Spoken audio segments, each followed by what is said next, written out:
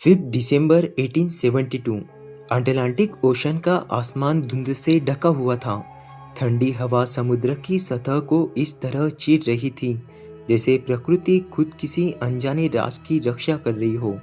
British merchant ship दे gratia धीरे धीरे Gibraltar की तरफ बढ़ रही थी। सफ़र बिल्कुल आम था। तभी मस्त पर खड़े लुकआउट ने दूर एक जहाज को अजीब तरीके से लहरों के बीच भटकता हुआ देखा।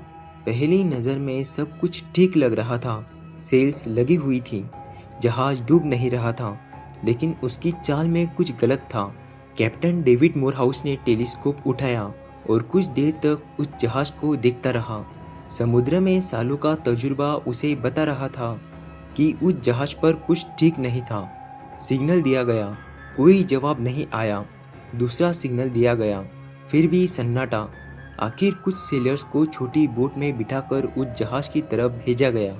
किसी को अंदाजा नहीं था कि अगले कुछ मिनट दुनिया के सबसे बड़े समुद्री रहस्यों में से एक को जन्म देने वाले थे।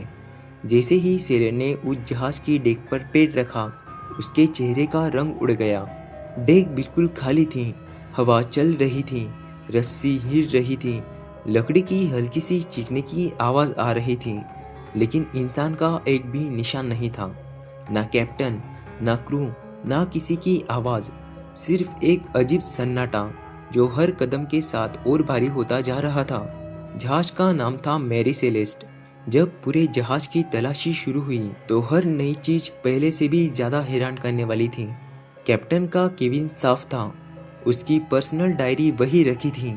क्रू के कपड़े अपनी जगह पर थे, रसोई में बर्तन पड़े थे, खाने का काफ़ी सामान बचा हुआ था, पीने का पानी भी कई हफ्तों के लिए काफ़ी था।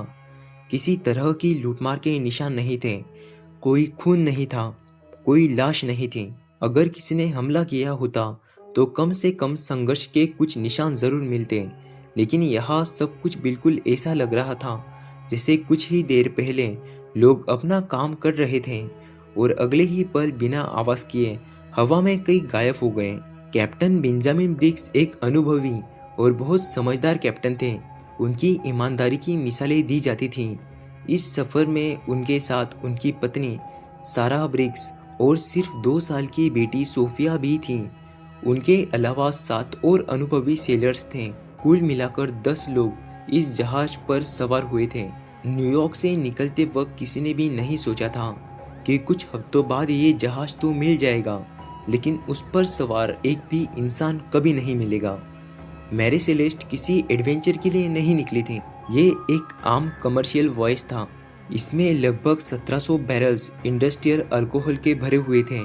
ये पीने का अल्कोहल नहीं था, बल्कि फैक्ट्रियों में इस्तेमाल होने वाला केमिकल था। सारा कार्गो अपनी जगह पर था, एक भी बैरल चोरी नहीं हुआ था। अगर पायरेट्स ने हमला किया होता तो सबसे पहले कार्गो लूट कर ले जाते, लेकिन यहाँ लाखों की कीमत का सामान वैसे ही पड़ा था। तो क्या पायरेट्स की थ्योरी शुरू होने से पहले ही खत्म हो गई? इन्वेस्टिगेशन में एक और बात सामने आई। जहाज की एक लाइफ बोट गायब थी।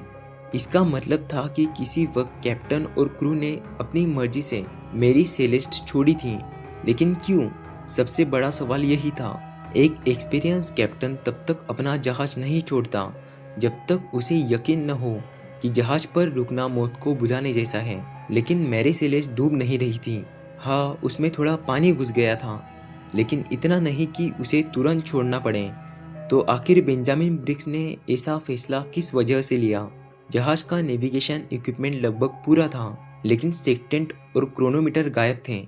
ये वही इंस्ट्रूमेंट थे जिनसे कैप्टन समुद्र में अपनी लोकेशन का पता लगाता था। इसका मतलब ये था कि जो लोग लाइफ बोट में बैठे वो इन ज़रूरी चीज़ों को साथ लेकर गए, यानी उन्हें लग रहा था कि वो जिंदा बच जाएंगे और बाद में किसी जगह पर पहुंच जाएंगे। अगर उन्हें लगता कि मौत तय है तो ये इंस्ट्रूमेंट साथ ले जाने का कोई मतलब नहीं बनता।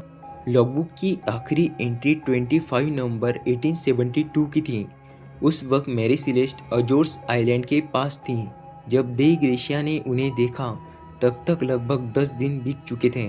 उस दिन तक ये जहाज बिना किसी इंसान के हवा और लहरों के भरोसे चलता रहा।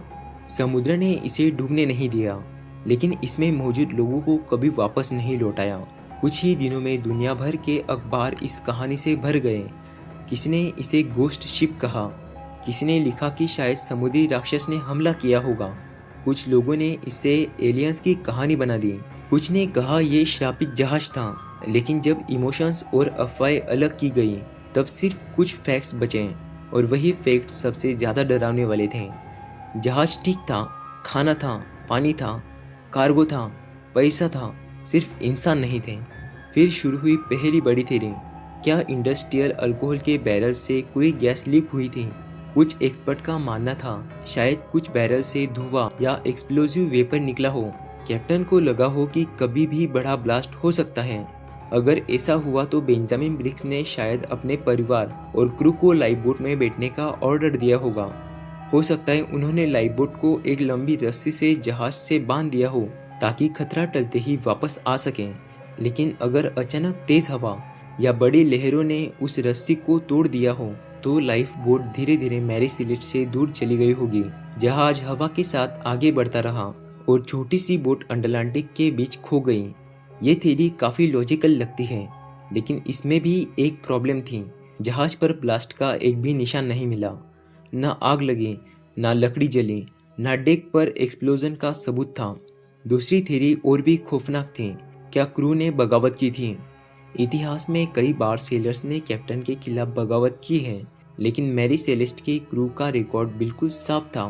किसी का क्रिमिनल बैकग्राउंड नहीं था, और अगर म्यूटिनी हुई होती तो कैप्टन और उसके परिवार की लाश या खून के निशान जरूर मिलते। जहाज पर ऐसा कुछ नहीं था, इसलिए ये थ्योरी धीरे धीरे कमज़ोर पड़ गई। तीसरी थ्योरी थी पायरेट्स की, लेकिन पायरेट्स कभी भी महंगा कार्गो और कैप्टन के पर्सनल वैल्यूबल्स छोड़कर नहीं जाते। मैरी सेलेस्ट पर कैप्टन के पैसे और गहने तक मौजूद थे, कार्गो भी पूरा था, इसलिए ये थ्योरी भी ज़्यादा देर तक नहीं टिक पाई। फिर कुछ लोगों ने कहा शायद एक बहुत बड़ी समुद्री लहर, जिसे आज रोग वेव कहा जाता है, जहाज से टकराई होगी। ऐसी लहर कभी कभी बिना वार्निंग के 20 से 30 मीटर तक ऊंची हो सकती है। शायद उस लहर ने क्रू को डरा दिया हो, शायद उन्हें लगा हो कि अगली लहर जहाज को डूबा देगी। लेकिन फिर वही सवाल, अगर जहाज बच गया तो लाइफ बोट में बैठे लोग कहाँ गए? अटलांटिक ओशन ने उनका एक भी निशान क्यों नहीं छोड़ा? समय बीतता गया, दशक बदलते गए, लेकिन हर बार एक्सपर्ट ने वही देखा जो 1872 में देखा गया था, एक बिल्कुल ठीक ठाक जहाज और उसमें से हमेशा के लिए गायब हो चुके 10 लोग। आज भी जब कोई जहाज अटलांटिक के उस हिस्से से गुजरता है तो मैरी सेलेस्ट का नाम ज़रूर लिया जाता है, क्योंकि दुनिया की बहुत सी मिस्ट्रीज सॉल्व हो चुकी हैं। लेकिन कुछ राज ऐसे होते हैं जो शायद समुद्र अपनी गहराइयों में हमेशा के लिए छुपा लेता है, और मैरी सेलेस्ट उन्हीं राजों में से एक है। एक ऐसा राज जिसका असली जवाब शायद उन 10 लोगों के साथ ही अटलांटिक की गहराइयों में हमेशा के लिए डूब चुका था।